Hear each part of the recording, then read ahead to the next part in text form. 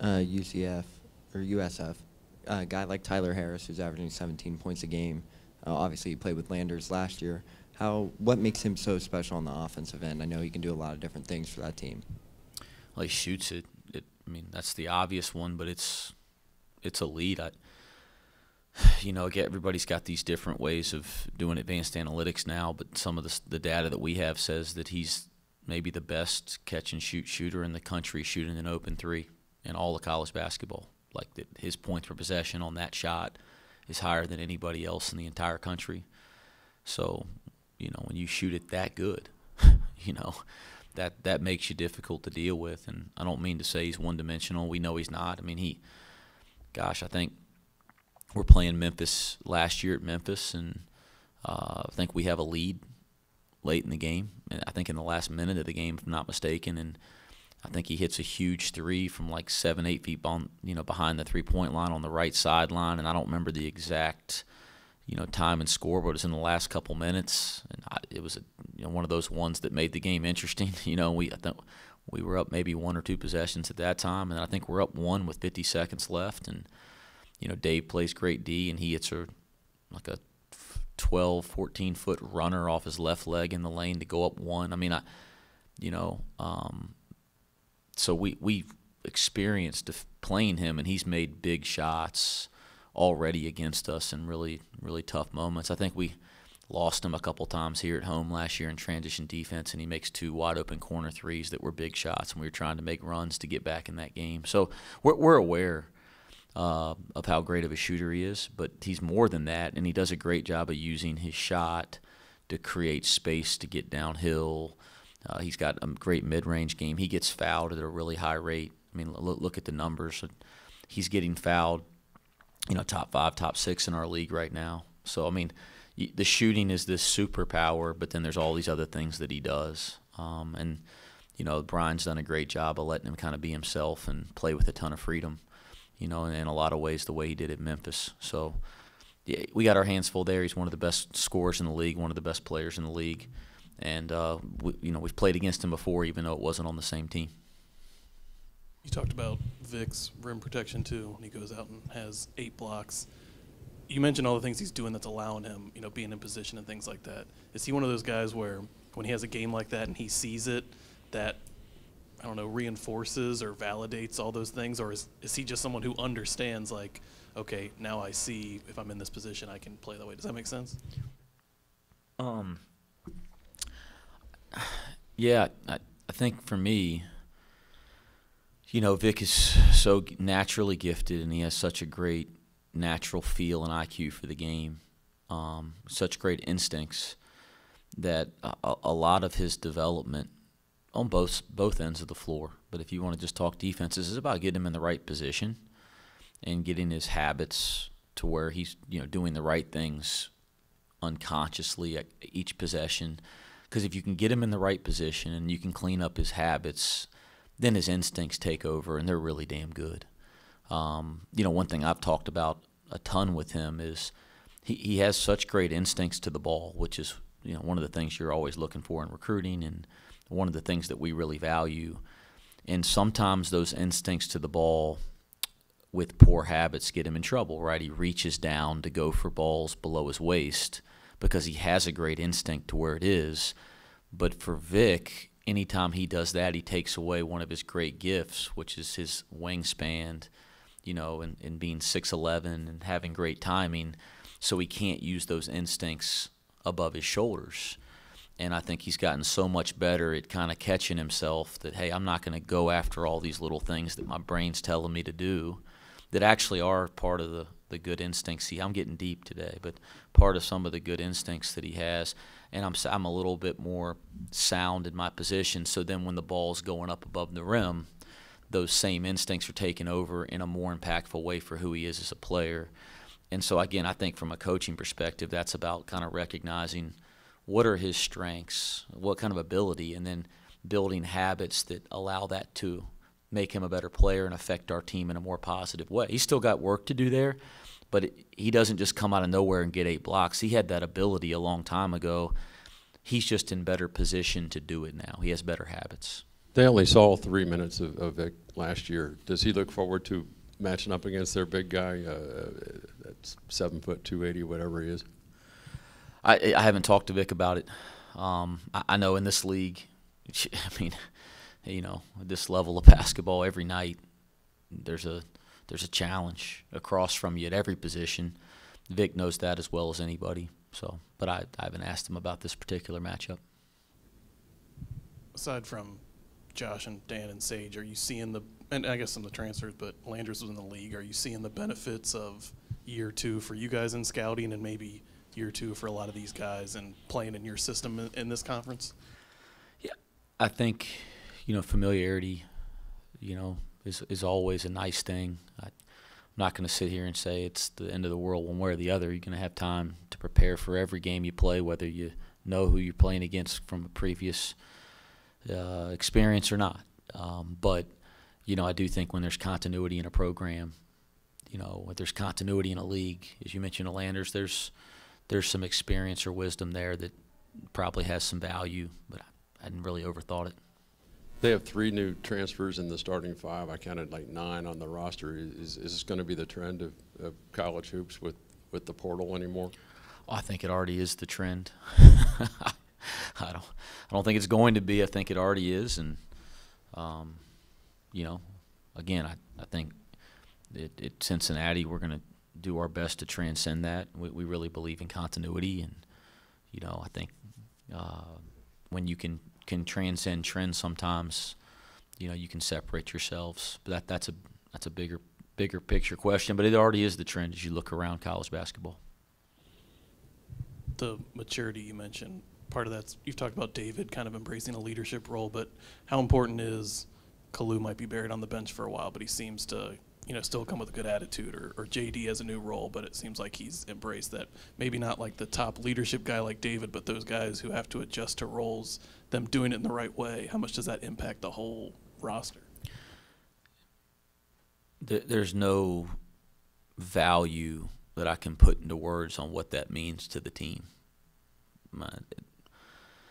You know, it's not always the sexiest thing to sit up here and talk about in a press conference, but Kalu Ezekpe's attitude and approach has had as much of an impact on our team dynamic as anything, and it needs to be praised and appreciated. I know it is from where I'm sitting. You know, it's not easy to be recruited as a guy to come in and be a primary guy, you know, in a one-year situation, and it not work out in that way to this stage. A lot of guys, and I've been doing this a long time, a lot of guys with good character, that have good toughness, may give in that situation. It happens all the time. He hasn't. He hasn't had a bad attitude. He has dug in and practiced harder. He's tried to listen more. And then now you see over the last, you know, couple games, now he's starting to get thrown back into the game, and that's because of the way that he's approached it. But, you know, beyond that, I mean, he's the most positive guy on the bench. It's real. It's genuine. And that's the kind of stuff that just has a collective effect on your team dynamic. And we really value it. Our team really values it. And I actually shot him a text last night saying just as much. And his response is, I just want to win. And when you get a bunch of guys and a bunch of people that have that mentality, good things start to happen. What did they do against Houston that got them so close? That's a tough place to play. They lose by 6. Hit a lot of shots. They're good. You know, I think sometimes, you know, the easy thing's to look at a record, and I think you're missing the boat with a lot of teams in this league right now. If you look at record, they're really good. I mean, like they just won on the road handily at East Carolina. They were up the entire game at home against Wichita State. They lost it in the last 3 minutes. They go down to one possession with Temple, who everybody here go, man, Temple's great, because they look at the record. Yeah, we know Temple's great, but guys, people got to start looking past that stuff, man. There's a lot of dynamics to what your record is in early January. It ain't that simple, college basketball. And so people think, well, yeah, Temple's great. Yeah, Temple is really damn good. Well, South Florida was in a one-possession game with them, and you know, in a lot of ways had chances to win that game. So it's not, well, why are they both with you? Well, they're good. The reason they play with Houston is because they're freaking good. And I think our players get that. We get that. Sometimes people got to look a little bit deeper. They play with Houston because they're physical. They defend. Brian Gregory's a great coach. They've added some shooting and scoring to their team. Tyler Harris can really get going, as we just mentioned. They got a lot of those guys that made them a really sound defensive team last year back. And they're good. They didn't do anything special. They're good, and they need to be, thought of that way going into this game. And over the course of 18 games in league play, they're going to win a bunch of games. They just had a couple bad breaks here early. Got time for 2 more. Good. What did the 47 points look like last night, that if you can say? 47. Oh, I can talk about that. Oh, yeah. Yeah. Coach Dollar and I went to watch Jizzle James last night, and we try to, anytime somebody signs with us, we always try to go see at least one and hopefully more high school game. We always try to see one in the regular season and then one in the playoffs or state tournament. I mean, me as a head coach. And so we got a chance to see Jizzle in a game for the first time last night. He had 47, and he played against a great program, one of the best programs in the state of Florida. He was playing against. I don't know how much I'm allowed to talk about that publicly, but it was a high level game, packed gym, and he had 47. He was pretty damn good, guys. He's pretty damn good. So that kind of stuff's good. My focus right now will be on South Florida, but big picture, we got a really good guard coming in Jizzle James. Last question for you. Obviously, the news of DeMar Johnson taking the associate head coach at West Virginia job. Just give your thoughts on what he did for this program, obviously, over the last few years. I'm thrilled. Strange timing, right? During the middle of the year. And really interesting, DeMar, I think he got a call about it the day of our East Carolina game, but he didn't want to bother me on game day with it. And so I finished right here at this podium after the East Carolina game, walked back to the coach's locker room, and he asked me if I had a second and told me, kind of the opportunity that was there from Coach Huggins, and told me that he didn't think he should do it, or didn't know if he should do it, because he didn't want to leave a team in the middle of the year and didn't want to leave me hanging. And I, number one, was shocked, right? I didn't know there was an opportunity. That doesn't happen much. But then number two, you put things in perspective real quick, that have a chance to be a Big 12 assistant when you're the director of player development and you're trying to break into coaching, and those opportunities, there's people that in this profession work their whole careers and never get a chance to coach in a high major league in a coaching position. I mean, there's so many great coaches out there that'll never get that opportunity. Man, you get that kind of chance, you run. You run to Morganton. So I'm thrilled for DJ. I think it says a lot about Bob Huggins that he has an opening. He's going to go hire a former player. I've always just really admired coaches that hire their former players. So I think it says a lot about Coach Huggins, and it's a terrific opportunity for him. Certainly it's not the most ideal time for our program, but you do step back in my seat sometime and put things in perspective, and we'll manage. We got a great staff. We'll kind of manage some of his duties, but this is the kind of thing you just can't say no to. Now, what he's meant to this place, it starts at what he meant as a player. He's the #1 overall player in the class. I think it was 2000. Am I right about that? 99, 2000. So to have the #1 player in the country coming to Cincinnati, that says something in itself. He played on, and arguably up until conference tournament play when Kenyon breaks his leg, maybe the best team in modern history in this program. I know those 92 guys might argue that a little bit, but I mean, they were #1 in the country all damn year. I mean, that's probably the team, at least in my childhood, I remember the most. And he's a big-time player on that team, and then he's the 6th pick in the draft and all that. I mean, so what he meant to this program before even he works for me, it goes without saying.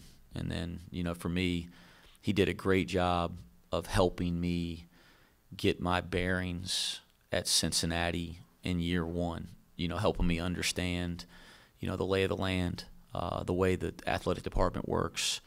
He really helped introduce me to a lot of the stakeholders in this program, former players, former coaches, things of that nature. And then he did an excellent job with our current players. He was the director of player development. He did an excellent job building relationships with them and doing his job within the NCAA rules. So I think the world of him. This is a great opportunity. He's going to be a great college basketball coach, and we wish him nothing but the best. Thanks.